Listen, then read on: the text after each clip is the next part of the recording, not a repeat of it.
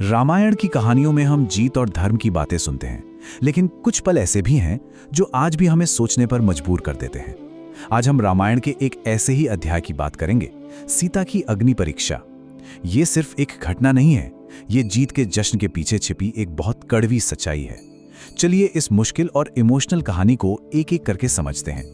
तो रावण पर जीत मिल चुकी थी, बुराई का अंत हो गया था। लेकिन जरा सोचिए, इस जबरदस्त जीत के शोर के पीछे एक बहुत ही खामोश सवाल था। युद्ध तो जीत लिया, पर क्या इस जीत की कीमत प्यार को चुका कर दी गई? यही वो सवाल है जो इस पूरी कहानी के दिल में बसा है। उस पल को महसूस करने की कोशिश कीजिए। सालों का लंबा दर्द भरा इंतजार अब खत्म हो गया है। सीता को बड़ी उम्मीदों के साथ राम के सामने लाया जाता है, पर उनका स्वागत गर्मजोशी से नहीं, बल्कि एक पत्थर जैसी एक सर्द खामोशी से होता है। राम बस दूर खड़े थे, उनके चेहरे पर कोई भाव नहीं था, एकदम ठंडे। ये वही राम थे जिन्होंने सीता के लिए समुद्र पर पुल बना दिया था, पर आज वो कुछ कदम की दूरी पर होकर भी मीलों दूर लग रहे थे। जीत की सारी खुशी, सारा जश्न एक पल में जैसे बर्फ बन गया। और फिर वो खामोशी टूटती है, लेकिन राम के मुंह से जो शब्द निकलते हैं वो किसी पति के नहीं, बल्कि एक राजा के होते हैं। ये वो पल था जब एक राजा का कर्तव्य एक पति के प्यार पर भारी पड़ गया। राम कहते हैं, मैंने ये युद्ध अपने वंश के सम्मान पर लगे दाग को मिटाने के लिए लड़ा है। मैंने अपना कर्तव्य पूरा किया। सोचिए, इन शब्दों में सीता के लिए कुछ नहीं था। ये सिर्फ एक राजा का ऐलान था जिसने अपने कुल की लाज बचाई थी। इन शब्दों का मतलब बहुत साफ था।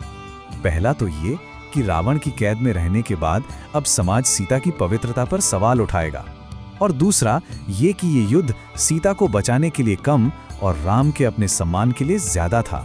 ये सब सुनकर वो पूरी सेना जो अभी अभी उनके लिए अपनी जान पर खेल गई थी, एकदम सन्न रह गई।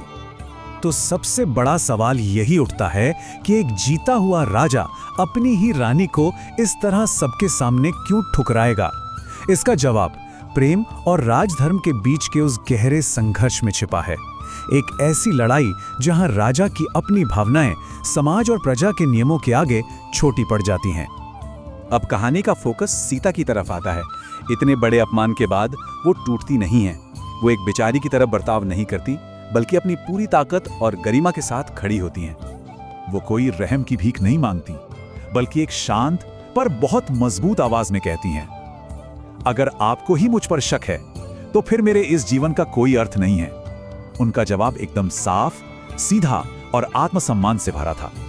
और देखिए कि कैसे उन्होंने सिचुएशन को अपने हाथ में ले लिया। पहला कदम, उन्होंने आरोप को सुना। दूसरा कदम, उस कलंक को मानने से साफ इनकार कर दिया।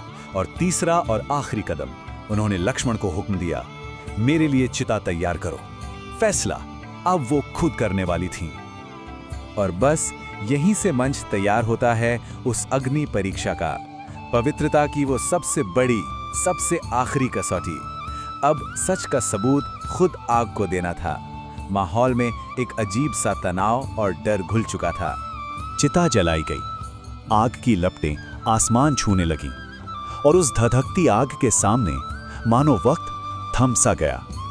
जरा ये नजारा देखिए, एक तरफ सीता हैं जिनके चेहरे पर जरा भी शिकन नहीं, बस एक अटूट शांति है, और दूसरी तरफ वो पूरी सेना जो डर के मारे कांप रही है। और सीता बिना एक पल भी हिचकिचाए उस आग की तरफ बढ़ जाती हैं। और जैसे ही सीता आग में कदम रखती हैं, एक चमत्कार होता है। अब ये सिर्फ एक परीक्षा नहीं रह जाती, ये एक दैवीय प्रमाण बन जाती है। और यहाँ गवाह खुद अग्निदेव थे। देखिए, अग्निदेव सिर्फ आग के देवता नहीं हैं, वो एक ऐसी दिव्य शक्ति हैं जिन्हें धोखा नहीं दिया जा सकता। वो हर पवित्र काम के साक्षी होते हैं, इसीलिए सच्चाई को साबित करने के लिए उनसे बड़ा कोई गवाह हो ही नहीं सकता था। और तभी वो अविश्वसनीय नजारा सबके सामने आता है। उन धधकती लपटों के बीच से खुद अग्निदेव प्रकट होते हैं, और उनकी गोद में सीता हैं, पूरी तरह सुरक्षित। आग उन्हें छू तक नहीं पाई। अग्निदेव ऐलान करते हैं, ये पवित्र हैं और अग्नि पवित्रता को नहीं जला सकती। ये एक दैवीय फैसला था, एक ऐसा फैसला जिसने हर सवाल को, हर शक को हमेशा के लिए खत्म कर दिया।